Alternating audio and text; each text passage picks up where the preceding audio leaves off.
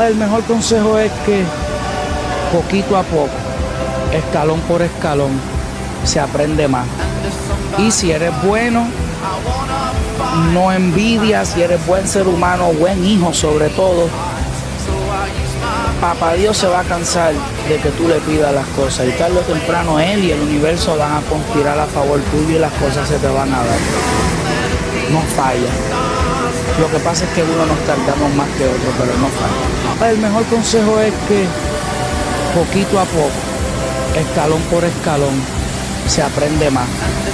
Y si eres bueno, no envidia. Si eres buen ser humano, buen hijo.